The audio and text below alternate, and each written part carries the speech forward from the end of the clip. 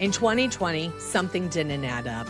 When fear replaced common sense and critical thinking, and protocols stopped matching what we were seeing, a lot of us started asking questions. And once you start digging, once you start researching, you can't unsee it. Welcome to Nurses Out Loud. I'm Jodi O'Malley, ER nurse and nursing ethics educator. And this is where we talk truth, patient rights, and real-world healthcare so you can make informed decisions and advocate with confidence. If you've been looking for your people, here we are. If this resonates, if you find yourself nodding along, please like, follow, and share this show with at least one person who needs it. And if this episode offers continuing education credit, check the show notes for learning objectives, disclosures, and exactly how to earn your certificate. Today's conversation is a big one. We are talking about free speech, the future of therapy, the weaponization of mental health language, and what happens when ideology overtakes ethical care. Joining me today is Pamela Garfield Yeager, also known as the Truthful Therapist. Pamela is a licensed clinical social worker, author, speaker, and advocate for children, families, and ethical mental health care. Through her platform, The Truthful Therapist, she has become a courageous voice speaking out against the pressure placed on therapists to instantly affirm gender confusion without thoughtful exploration of the deeper issues at play. She is also the author of the children's book, Froggy Girl, which helps families engage these conversations in an accessible and meaningful way. Today, we'll discuss the Supreme Court decision protecting therapists who want to explore gender identity and sexuality, the troubling reaction from psychological associations, the misuse of the term conversion therapy, the continued use of suicide-based fear narratives, and the efforts by blue states to sidestep or override constitutional protections. We'll also talk about Pamela's testimony in Minnesota, similar legislation in Colorado and California, and the role lawmakers like Scott Wiener have played in driving some of these policies. Pamela, welcome to Nurses Out Loud. Thank you. Thank you for the wonderful introduction. Yes, I can you're never amazing. say it so well myself, and people do that. I'm like, wow, thanks. I know, it's kind of humbling when people introduce you. You're like, oh, wow, I guess I've done a lot of things. If people say introduce yourself, I'm like, I don't know, I'm Pam. I did some therapy, and now I say stuff and write stuff. That's, you know what? When did you and I meet? We met a couple, 2, 3, maybe even 4 years ago. I don't know. We met a while ago. We've done shows together before, and I love your attitude and your outlook. Tell the listeners a little bit about what has brought you into the space of speaking out. It was COVID, right? That woke you up. So yeah, basically, I was in this unique situation because I had this disability for a couple of years. I got back into work briefly, only part-time as a per diem. And then, COVID had already been around, but the COVID mandates, the vaccine mandate came around, and I was not having it. Not because of anything political. I didn't even know at that time that the vaccine was bad or wrong. I hadn't even looked into it. I just didn't trust anything from my body because I had taken so many medications that made me sicker and went through just this horrible medical odyssey, which made me not trust the system at all, just from a very personal level. And then when they said I needed to take this vaccine or quit, really just not getting more shifts because I was a per diem, so it wasn't a real job per se, because I couldn't work full time. I still had a lot of chronic pain. I had this nerve injury. It's called thoracic outlet syndrome, and I even had surgery where I got my rib removed. I went through like basically hell and back. And so after all that, I was like, I'm not risking any of that. And felt so displaced. For so long, I felt so displaced. I felt like I had nothing to lose. So I just started making Instagram reels just to cope with my, feeling so alone and not really being a part of anything anymore. And people took notice. And that's really how I rose. And I found other like-minded people. I got involved. And that's how I got here. Today's episode of Nurses Out Loud is sponsored by West Cocoa Pharmacy and Compounding in Cocoa, Florida. They partner with licensed providers to compound ivermectin and other repurposed drugs, plus integrative protocols for people working with their oncology team, along with low-dose naltrexone, methylene blue, bioidentical hormone replacement, and men's health formulas. And my favorite part is you can speak to Nurse Donna for free. Learn more at cocopharmacy.com. COCOA pharmacy.com. This is educational only, not medical advice. Yeah. How you developed your platform, just speaking out and being truthful. I think, for people listening, there's a lot of reasons why people didn't want to take this shot. And it doesn't have to be ideological, right? It doesn't have to be religious. It could just be someone like you that has gone through so much with your body that you didn't want to put anything more into it. I thought I was going to get a medical exemption. Actually, but they had you check a box to say you're going to apply for a medical exemption or a religious exemption. And I'm not that religious, honestly, especially then. I really wasn't. And that wasn't my reasoning for it. And I was naive to think I'm going to get a medical exemption. I had a disability plan. I even had all these accommodations from that job. So I thought I would be able to get one. But I was in California, they just blocked any doctor from writing any kind of medical exemption. Isn't that crazy? They That's what literally happened. stepped in on the doctor-patient relationship and said, doesn't matter. You're just going to take this and you're going to get it. Wow. I even had a frontline doctor who I thought would be able to write it out of state. She was actually in Arizona, and I thought she'd be able to write it, but she said no. She was afraid for her license. She said she couldn't do it. That's what happened to us. Well, and now the Supreme Court just had a case that talk to us about that. What was the Supreme Court case? Because it was a pretty big one. Yes, Chiles versus Salazar, a young woman in Colorado, a therapist who wanted to be able to do what they're calling conversion therapy, but what really is just exploratory therapy or helping somebody come to terms with their either gender identity or their sexuality. And the court ruled 8-1 that by blocking what they're calling conversion therapy, which is really exploratory therapy, is a free speech violation. So we are, as therapists, have been ruled we're allowed to do this exploratory therapy. So exploratory therapy is literally just sitting down with someone and why do they gotta put all these words to it? Because that's what they do. They weaponize all of this language because they want to force people. I mean, what they're doing is they're either forcing you to affirm, so they're putting all the ideologically driven people who believe they should be affirming to be doing that and be emboldened to. And the people who are afraid to, or the people who are uncomfortable with that, they just sort of stay away from that population, or they refer a client to someone who will just affirm. So it's a lot about intimidation. 100%. So again, like a conversion therapy. Okay, it's obviously a term that's being conflated here. Completely. Yeah, it's conversion therapy. It's literally, okay, just talking about therapy. You have somebody that comes in, wants to talk to a therapist about anything. And in this situation, these are people that are saying, I don't know if I'm gay or I may be gay, but I don't want to be gay. Can you help me with that? Can you help me explore why I'm gay? They're saying that's conversion therapy. And all of the therapy associations, every 3-letter group, they're all saying conversion therapy, the way, with this exploratory therapy in this context is so harmful. But they're really being dishonest because they're not acknowledging what they're really talking about here. Sometimes I wonder when they know exactly what they're doing. I think a lot of people don't know what they're doing. It's very confusing, and I think that's on purpose to just, that's what happens when we mess with language. Yep. That's what they did in healthcare. They're like, oh, you have to affirm and you have to, if somebody wants to talk about what they're going through, you can't talk to him about this or that. And it just, yes, Yeah. It's meant to, it's the same thing that they did with the shots, right? The COVID shots. They're like, you can't talk about that. If somebody wants it, you just have to give it. And it's like, no, we have to allowed give to talk about side effects. Yeah. Right. This is called, first of all, it should have been shared decision-making, but informed consent means being informed. What do you guys not understand about that? So here is where kind of want to ask you. This is really an ethical situation, isn't it?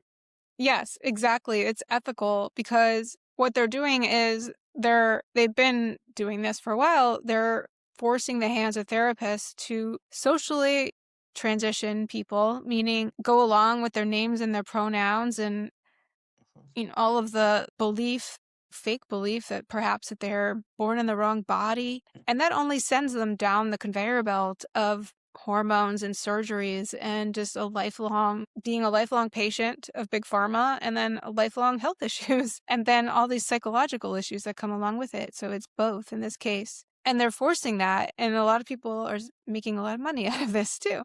A lot of money. A lot of money. I know with some nurses that I've talked to about kids that they were working in centers that did the chemical or surgical castration. I'm just going to say it as it is because that's exactly what it is. What do we want to call it? Hormone changes or what is it? They call it cross-sex hormones or Thank you. puberty blockers. Puberty blockers, which essentially is like, you know, stopping them from like growing properly. And they don't Exactly. even have any idea the long-term effects of all of this. And They it's say so it's reversible, and it's a complete lie. it's a complete lie. Yeah, I agree. But their doctors or therapists are telling these kids that, well, if you don't really affirm what they're saying, meaning go along with what your child is saying, then they could commit suicide, right? Yes, and they're still saying that. That's how they've gotten so much power. That one lie, that one emotional manipulation or emotional blackmail. So they're tricking patients to believe that. Some of it's they really believe it. Sometimes they just say it and they learn to say it to get what they want. They're sort of trained by online influencers or even counselors to tell a different counselor to say that because we have to take it seriously when someone says they're suicidal. Mhm. And we're I mean, I was trained to be able to tell the difference or at least assess the difference. To take some time to know because there are people that do this for attention and they don't really mean it. And then there are people who really mean it. And you're supposed to sort of take the time to be able to tell the difference. That's one thing you're supposed to have clinical skills for. However, people don't want to take that risk. And so they push them along and they believe that if they don't affirm, that they will because it's been said so many times. It's weird when you repeat a phrase so many times, people just start to believe it, even when it's really wild. And this is one of them. It's interesting you say that because I work in the ER, and anytime we get a patient that comes in, do triage a lot, and we ask them a question, have you been down, depressed, hopeless, any thoughts of suicidal ideation or homicidal? And we just do that little assessment. And doctors, there's a lot of times that we have these instincts, right? We're like, yeah, they're not really serious about it, but they will never discharge them. We Yeah. always have to wait for CPR, crisis prevention and recovery. I used to think that we had to do that, but no, we outsource that to the social worker. And let me tell you something, sometimes these kids or just people, right? Because it doesn't matter if they're a kid or an adult, but they sit in the ER in that room for over 24 hours. Wow. And Yeah. some of them want that. I mean, that's a certain type of malingering that happens. And we as professionals, we need to be able to tell the difference. We Yeah. need to at least know that there's a chance of that. We don't want to be too loosey goosey about it, of course, because we Yeah. really want to care about someone's safety. But just because someone says that is not a reason in it of itself to believe it. You gotta, oh, there's my cat. You gotta believe it you gotta do some further assessment and learn maybe what some of their previous patterns are. It's much harder when you're dealing with someone in an ER and you don't know that patient well. I Yeah. used to work at a school and I get to know the students, and I know certain students did this on a regular basis, and the administration obviously they wanted to make sure that their bases were covered. But I would say, oh, I know that student, bring them in, I'll double check, but like I know what's going on here. And Yeah. it was in a school where that unfortunately there were suicides, and the kids sort of learned to say that to get out of class, to get more attention. Mhm. It was a it's this horrible cycle because you've got people who really need it, don't get the help they need because you've got the other people who are taking attention away. Anyway, this is Right. what the trans people are doing. They're teaching them to just throw suicide, at it, and they'll basically get what they want because people are afraid. And parents, of course, are really afraid. So that's the main way they've gotten parents to go along with these very barbaric procedures. And they are barbaric. It's say this all the time. This is a spiritual war that we're in. It's a battle for of good and evil. It's almost as though I feel as when the Supreme Court reversed the Roe v. Wade on the abortions, that the demons got so mad that they're like, okay, well, you know what? We're going to come for your children that are outside of the womb now. And they really, they scare people, they scare providers. We started having different learning modules at work. I mean, they really went 100% in on this is what you have to do. And you have to say this. If you don't care for them in this manner, then you can lose funding and you could lose your job and you can go up in front of the licensing board. I mean, truly, if Trump did not become president again, I couldn't even imagine where we would be with all of this. Oh my gosh, me neither. Because so much of this got pushed through the Biden administration. I think just his AutoPen or whoever was behind the scenes. I don't even think it was him. But there was a lot of radical people behind the scenes pushing a lot of money towards this agenda. Yeah. If you are a nurse that is fed up with the sick care model, I have a solution for you. My name is Melissa Schreibfetter, and I am the owner and founder of the Functional Nurse Academy. FNA is the most comprehensive functional medicine training program on the market, specifically tailored to nurses. It is self-paced and equips LPNs, RNs, and nurse practitioners to practice functional medicine, address the root causes of dysfunction, and start their independent functional medicine practices. At FNA, you will learn how to order labs, functional health reports, create customized wellness plans, package and price your services, and even how to market your brand effectively. Graduates earn 90 nursing CEUs, and then they qualify for multiple board certification titles. They also will have access to our exclusive tools, such as our Functional Nurse Toolkit, our social media and marketing kit. And I don't want to just train you and send you on your way. So you also will get access to me each month via the Functional Nurse Academy monthly mentorship program, where you will be able to attend a live class with me each month. So say goodbye to sick care and start your dream career as a functional medicine nurse. Enroll today at functionalnurseacademy.com. Yes, and it is agenda. And I'm so happy to hear you, a licensed therapist, that says, why are you not afraid? Why am I not afraid? Yeah. I mean, part of it, I guess, is my personality. I'm not as worried about what people think. I didn't realize before that people were such followers. I didn't know that. So I think there is that piece of me that's there and not afraid of being embarrassed or being judged when I believe in something. If I'm not sure, then that's different, right? But I really believe in this. And then my circumstances really, I felt like it put me in this position because I had this disability. I couldn't work a full-time job. I'm not the primary breadwinner in my household. I was getting disability money. I was not dependent on my job. So I just felt like, screw it. I didn't have much to lose. I felt like this is where, people you can maybe think of it spiritually, but I felt like there was this little calling, there was a sort of a reason for me to be in this position.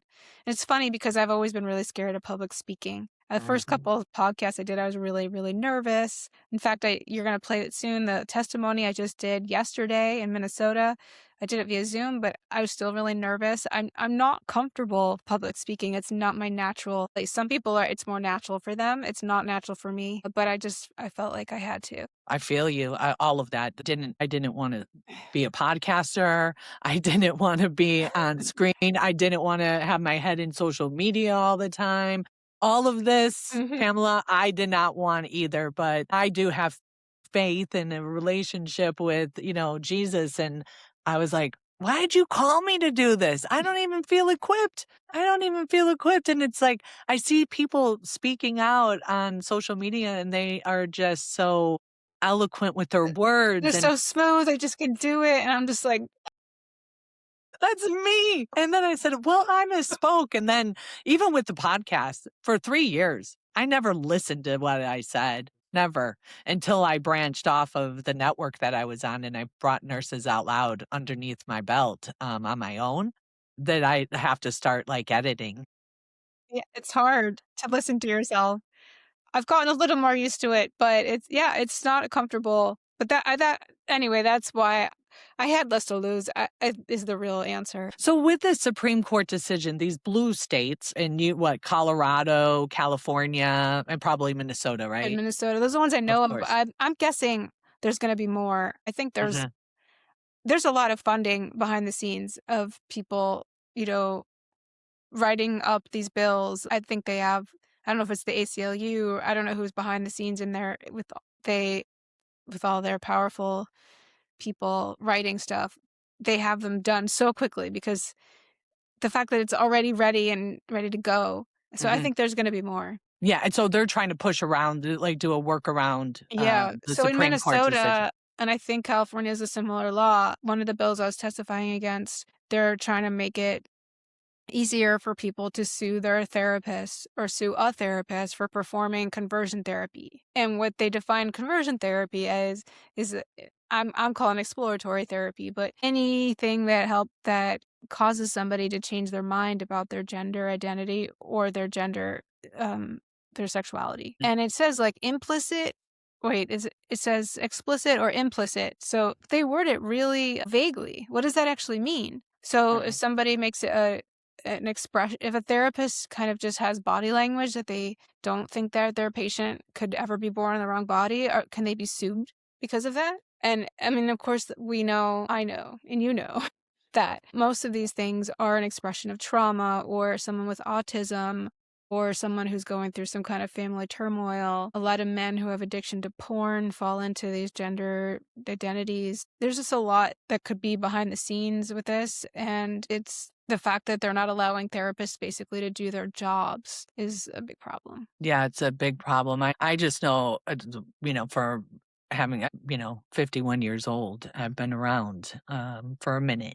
And I've also been a nurse for a minute. And I'll tell you, a lot of people that I know or, patients that I've taken care of that do have this identity or sexuality, a lot of it that underlying all of that, there's some trauma. It's trauma. The Mhm. deep-rooted ones, the ones who really have it pervasive, there's always a trauma story, a real trauma story, not a fake one. Some people fake trauma, or exaggerate it, but the people who have the true, I'd say, just they call it gender dysphoria or just that, deep-rooted discomfort in their body, there's trauma surrounding that usually. Yeah. Well, we used to call it gender dysphoria. That was actually a ICD-10 code, I believe. Oh, And really? Because it was yeah, and then called they changed it. Well, it was called gender identity disorder. Then they changed it to gender dysphoria. That's what it is in the DSM. I don't know what it It is in the medical. what is now gender Now it's gender dysphoria. dysphoria, but they used to call it gender identity disorder. But they took that That's out it. because they didn't want the word disorder. You Right. see, they Right. didn't want it to be stigmatized they did in the hearing in Minnesota. And they did in California is say there is not a disorder. It's natural. People are born this way and there's no reason to even think about changing it. So if someone declares it, it's true. And Mhm. we know that's not true because we know that there are detransitioners. Well, they'll say, oh, then those people aren't really trans. Well, what's the difference? What's the test? There isn't one. Let's listen to your testimony. Okay. I was young. I was a feminine child. Oh, I that's experienced influence. Johnny. Oh, that's Johnny. Yes. Yeah. Your testimony. Yeah. Hold on a That's second. Johnny. That's a detransitioner who spoke in California, and the Senator Scott Wiener made the most uncomfortable facial expressions we've ever seen, and it's going viral right now as we speak. And we're all happy about that because he's a creep. But my testimony is next. Okay, we'll play your testimony first. All right. Jodi Yeager, a licensed clinical social worker with 25 years of therapy experience, as both a practitioner and a supervisor, and I oppose SF 4706. Not Christian, nor am I particularly religious. My beliefs come from years of training and experience as a mental health professional. Therapy is supposed to be about exploring issues. However, it is impossible for a therapist to help an individual figure out their identity if the therapist is only allowed to affirm. Let's get to the crux of it. The term conversion therapy has been conflated and weaponized. We're not talking about electric shock treatments or shipping people away to a camp full of radical lunatics like in the film But I'm a Cheerleader. Now, if a therapist recognizes that their patient is a victim of sexual trauma and they help that person admit that their trans identity is related to trauma, this is considered conversion therapy. The therapist knows that a medication has a common side effect of low libido and advises that person to discuss this with their doctor. This is considered conversion therapy. Therapist observes a young person with severe social deficits suddenly find a new sense of belonging as a trans person and mentions that they may not benefit from lifelong hormones and surgeries. That therapist is now a conversion therapist. Plus, no reasonable person can say that a patient with active psychotic symptoms has the judgment to know that they need to take permanent hormones and get healthy body parts removed. If a therapist faces Garfield, That's great. That was really good. I saw that. It's funny you see that I commented. Let's do it. Let's do a show tomorrow. Yeah. But yes, I mean, that's I wanted to attack the language because people are all talking and we're talking over each other because we're not using the same meaning to the same word. And the trans activists are calling conversion therapy. They're using that term. And I've referenced that movie, But I'm a Cheerleader, because they love that movie. I actually liked it back in the day. It's from the 90s, by the way. Oh, I don't think I've watched it. What is it? It's a total piece of propaganda, but it's entertaining. And it's about this girl who she's a cheerleader and she goes to camp and she's really a lesbian and they're trying to change her. RuPaul is in it. I think he's one of the producers. But it's kind of like a cult classic among the queer community. So I wanted them to know, listen, I'm aware of your movie. I'm aware of what you think is going on. This is not it. Because, it's supposed to be satire, but satire is taken seriously, I guess. But no, I guess there was at some time a little bit of coercion or, more forceful ways of trying to stop people from being gay, but that's not what's happening now. One of the senators, I don't remember his name, he mentioned, he's like, well, if someone has a problem, they can just make a complaint to the board anyway. I don't know why we need this extra step. And I mean, the reason for that is because they're defining conversion therapy to make it much more narrow. And it's not really about abuse. It's about not following their agenda, which is you have to affirm. And you can't even question someone's either sexuality or gender identity. And I'm against both. I'm against monitoring both. I think that people who are religious or even not religious and want to explore why they have same-sex attraction, usually there is trauma behind that too. There could be other reasons for it. There could be like a medical reason, like to medicine they're on. I mentioned people are on antidepressants. Well, one of the major genders a lot of kids are hanging on to is asexuality. And it's like, so, or they'll say they have all these different ones now.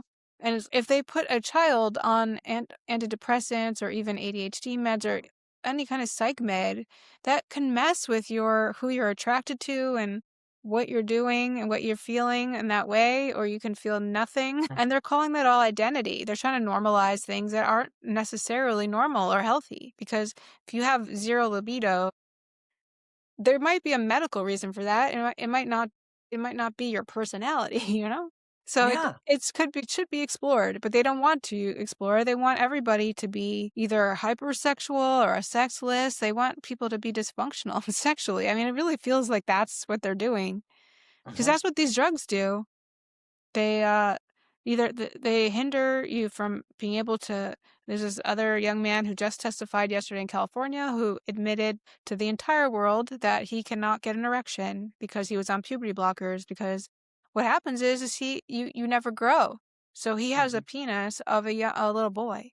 That's what happened to him. And he will probably never be able to have normal sex in his entire life. And that's what they're saying is life-saving care.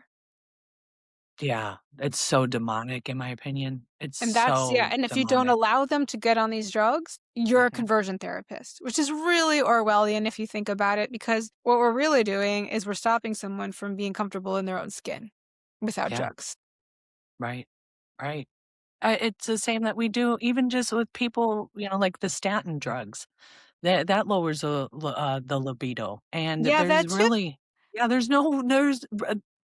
there's so much research out there that they don't even help with heart disease or anything. But, basically almost to everybody, I would say probably 60% of people over the age of 40 are on statin drugs. And I you're can't just believe like, how many people are on it. And they're advertising. I've seen ads on, it's not even for people who are obese. They said, oh, if you want to just lose a couple pounds, here you go. no, this is statin drugs are Oh, that's not the GLP-1s.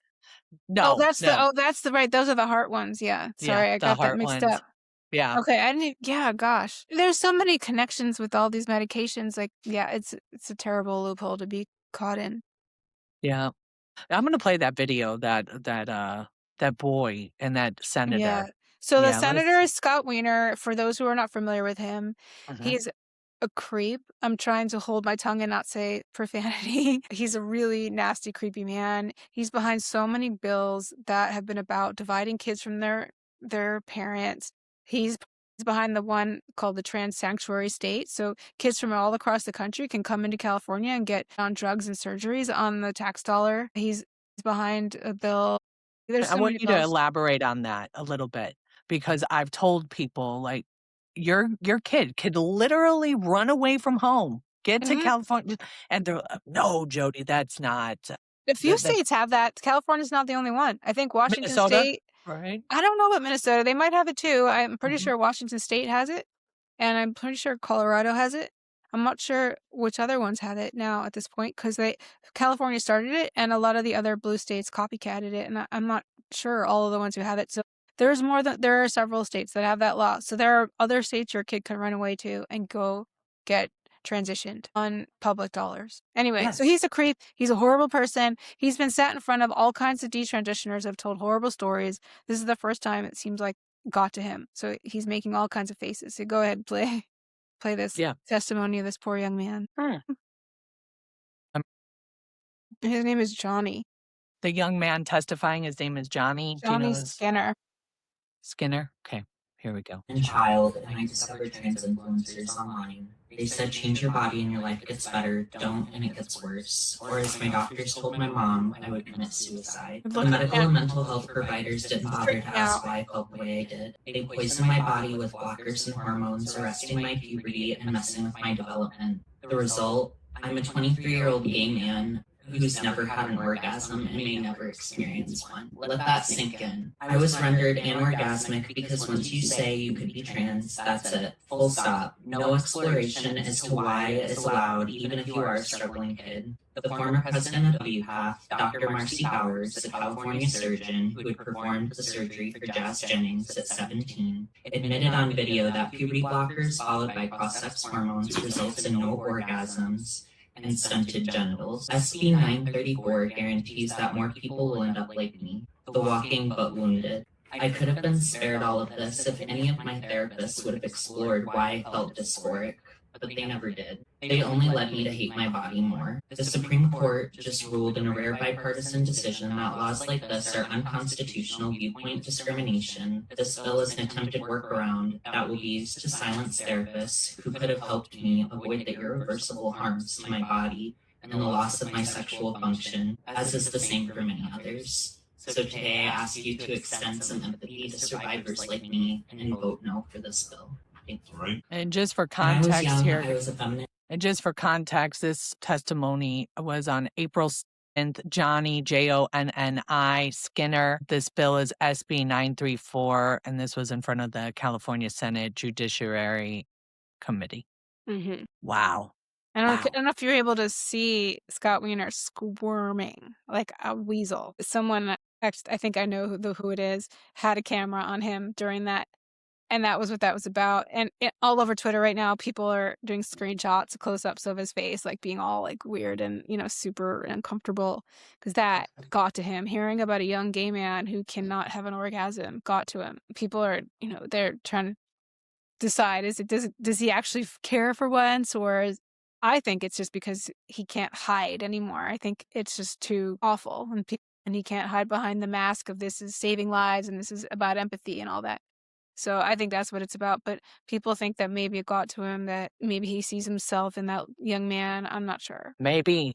But he's depraved. Yeah, we need to pray for people like that, because it is horrific that they are behind pushing these types of agendas. It's harmful. I mean, how did we get here? I know God. the Bible We don't tells have us, time. that the day, right, the days are going to be like this, and it's just so wild that it's just so unbelievable. Well, and they're doubling down. So like you said earlier, Trump has put together many executive orders. They've stopped a lot of funding towards these nonprofit organizations that are pushing this forward. They've actually shut down many of these gender clinic hospitals because they're not able to get funding from the federal government. They've cut that off. So the Trump administration has done a lot, but they are desperate and they are doubling down. They're doing everything they can to keep their money cows going, right? Mm-hmm. Cash cows, that's what I meant to say. And they're not quitting. I think a lot of people like to think, oh, well, as soon as someone stands up to it, it's going to go away. And it will eventually, but they are fighting hard and they have a lot of money still to be able to fight this. And that's what we're seeing right now. Yeah, that's but what we're we winning. saw with COVID. We are winning. Okay, let's talk about your children's book, Okay, Froggy Girl. So let's see visual, it. Can right? you hold it up? You see it? Let me see. Yes. Oh, it is. Yes, I could see it. Yeah. It's beautiful. So the illustrations by a man named Nicholas Blooms. He is a detransitioner and he did a wonderful job. We worked on some of the concepts together, but a lot of it came from him. It was my idea to make her have orange hair next to the green and this color palette, but he did a great job. So the book is about this little girl who wishes she was a frog. She declares that she's a frog because she can hop and all that stuff. And everyone around her wants to be nice, so they support her froggy identity, i.e. they affirm her frogginess. She tries to do all the froggy things, but she can't do them. She can't sing, she can't swim. No, she can't make the froggy sounds, and she can't swim. And she starts to feel lonely and lost. And she goes for a walk and she meets this wise turtle. And the wise turtle helps her appreciate that she's a beautiful little girl. Oh, I love that. And it rhymes. So I can read it for you guys if you want. Yeah, let's hear it. Okay. Yeah. There once was a girl who said she was a frog, not a chicken, cow, cat, or dog. She knew how to hop, so it had to be true. Being a frog seemed right. What else could she do? Her parents even gave her frog feet, which she thought were neat. Her teacher gave her a special flag, and the girl was so glad. Her friends thought it was strange, but they wanted to be nice, even if it meant there would be a price. She tried to make frog sounds, but that was hard. She went swimming with the other frogs and didn't get far. The girl began to doubt, but all agreed she was a frog, so she couldn't back out. She felt sad and alone because she couldn't catch a fly.